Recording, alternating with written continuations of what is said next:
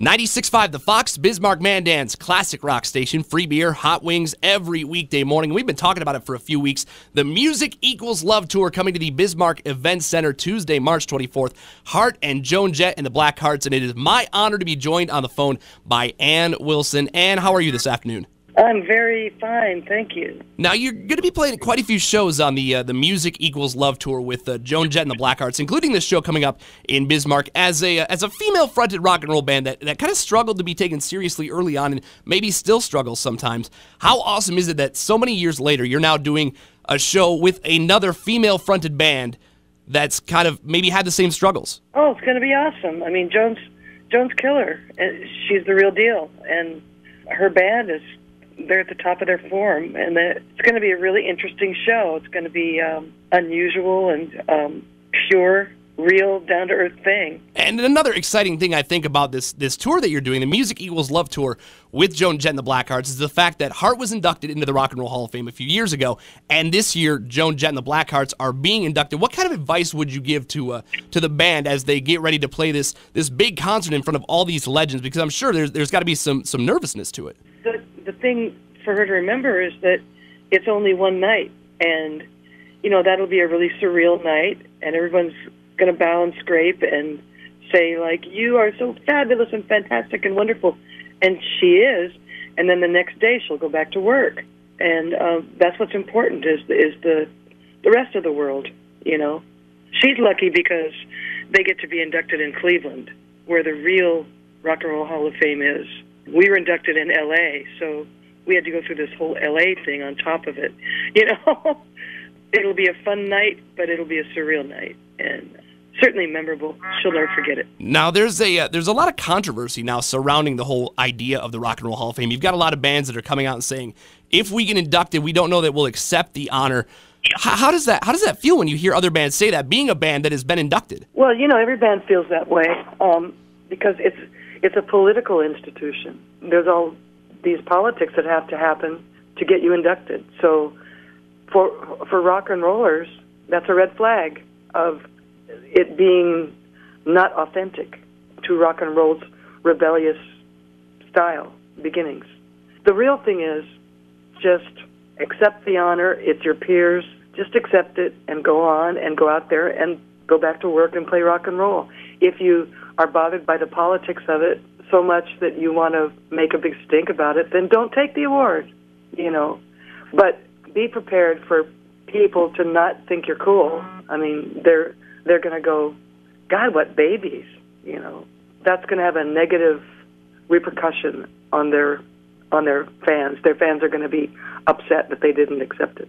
If they're ready to accept that from their fans, then don't accept it. I think the cool thing that Hart did is you guys got inducted as the original members of the band, where then you have bands like, say, Guns N' Roses or Kiss who, either won't reunite or won't perform as the original lineup, or they just make these big issues out of something that really should be recognizing, the band as a whole instead of each individual member. Right, yeah. Well, we had a little bit of a go-around with that, too, because Nancy and I haven't played with those original guys for 30 years. And so then all of a sudden, we've been doing all this work for all these years, and there they are up there getting the honor. But anyway, we just decided just to put that by the wayside and that's where we came from, and let's just be gracious. So it was better. I think that was the better part of Valor, is just to be gracious and just say thank you, and let the original guys who came from Seattle with us in the very beginning years have their moment in the sun, too. I think a lot of people appreciated that. Joined on the phone by Ann Wilson with Hart. They will be here in just a few days. Music Equals Love Tour, Tuesday, March 24th at the Bismarck Event Center. Now, outside of getting inducted into the Rock and Roll Hall of Fame in 2013, you've also hosted your own holiday concert recently as a band. You and Nancy joined the Foo Fighters on Letterman. You collaborated with The Roots on The Tonight Show. It seems that the longer that Hart as a band has been at this whole thing, you've been able to do some stuff that maybe you couldn't do early on in your career. You're able to do that now. Why do you think it is that you can now play a show with The Roots? You can go on TV and do a show with The Roots, or you can play with the Foo Fighters? Well, I don't know, because it's not because of the Rock and Roll Hall of Fame, I don't think, totally. I think it's just because we're still here, we're out here, we're playing, we're current with ourselves. Dave Grohl was doing this thing the Sonic Highways thing for HBO, and one of the cities that he hit was Seattle, and you can't really come to Seattle without saying Heart, as well as grunge and Jimi Hendrix. So that's how the Foo Fighters thing came along. And also, we're friends with him. The Roots thing was really a lot of fun for me because I just got to step out of my role as lead singer for Heart for just a moment, and sing covers. Sing River Deep Mountain High with the Roots.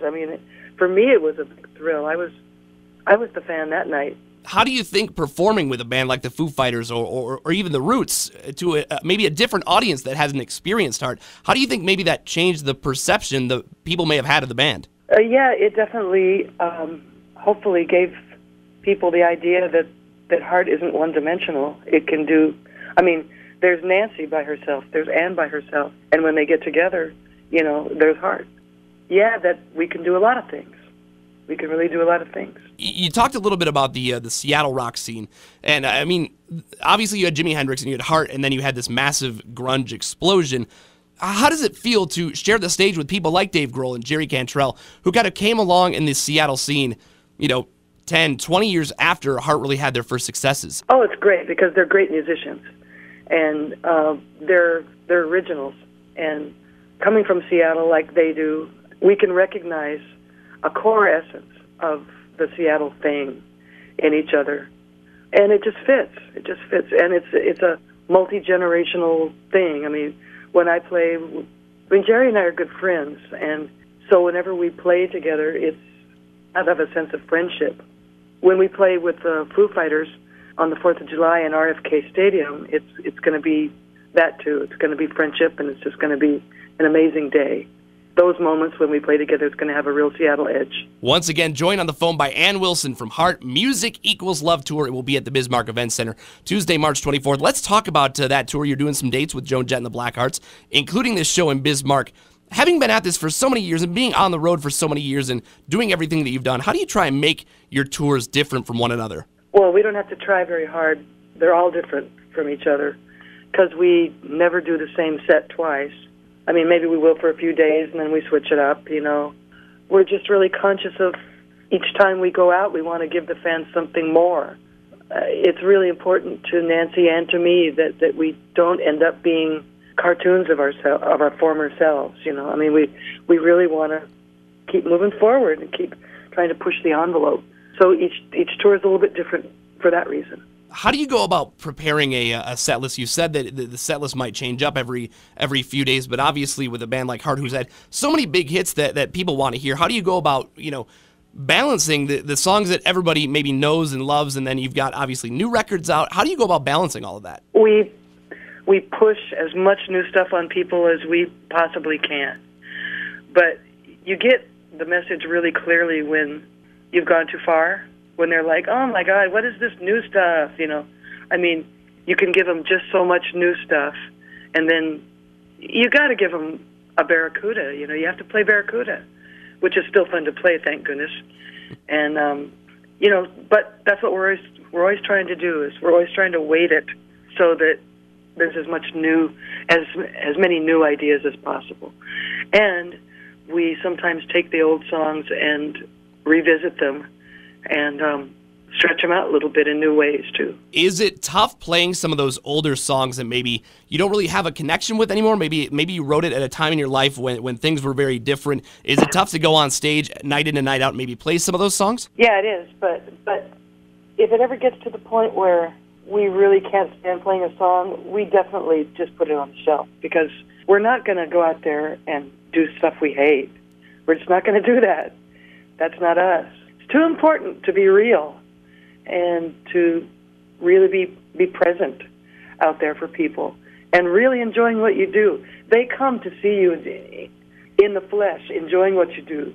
They want to breathe the same air as people who are happy and who aren't out there going like, oh, boo, we have to do this old Magic Man thing. If we ever start feeling that way about Magic Man, it goes on the shelf until, the feeling goes away. We really care about being authentic. Do you think there will be any collaborations on stage between Heart and Joan Jett and the Blackhearts during this stretch of dates? Oh, I hope so. Yeah, I haven't talked with Joan about that yet, but I think we'd be remiss if we didn't try something like that. And it might not be one of our songs or one of her songs. It might be something completely different. So, yeah, once we get together with those guys, we'll see how we fit.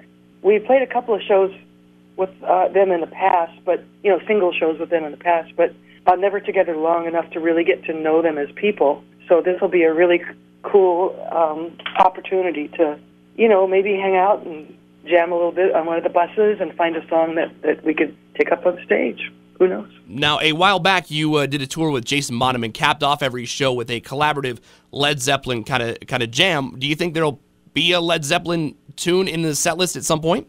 Absolutely. I can say that with all certainty. I think people would kill us in the parking lot if we didn't do at least one Led Zeppelin song in our set. Now, back in December, you kind of created waves a little bit. A lot of people started talking about the fact that in an interview you said that if Led Zeppelin were to reunite and Robert Plant didn't want to do it, you would have absolutely no issue stepping in. Has that gone any further from just you mentioning that in an interview? No, it's gone no further. They have not asked me, and like I said that in response to a question. If they were to ask you, would you say yes? And I said, absolutely yes, I would. And I still feel that way. But they have not asked. And I kind of think that that's not what they're looking to do anyway. I don't think that Jimmy Page is looking to create a Led Zeppelin tribute band. I think he wants to be out on the road, he has said, and he wants to play and be creative, but I don't think he wants to repeat himself. So, if they ever do, I'm here. But joined on the phone by Ann Wilson from Heart, Tuesday, March 24th, the Bismarck Event Center. It's going to be a great show, Music Equals Love Tour. And one thing that you and Nancy are doing that's very, very cool, that a lot of bands are doing now, is this VIP experience. You're giving your fans the chance to meet you before the show and really have kind of an experience at your concert that they won't have anywhere else. Yeah, it's a fun thing for us too. We just kind of, set up a little space backstage, and we get to meet each person individually, and we give them a couple of things to take with them, and it's fun, And then Nancy and I get to, sort of have a clearer feeling for who it is we're playing for, which is great. It's really great. And those VIP experiences are available at heart-music.com. Heart you have dates lined up throughout the year 2015. You've got the Foo Fighters show, the 20th anniversary Foo Fighters show they're playing out in Washington, D.C. But what else is on the horizon for Heart? You've got this run of dates. You've got a few other dates here through the summer. What is in the future? What have you guys got going on? Besides a full year of touring, we are writing songs and we are recording off of the stage at Soundcheck. We're recording off the stage, and then we're going to take those tracks and mess with them. And we're looking to make a new record using that method, so we can get the spark of the live performance, and then we can, create the song in a more controlled environment at home.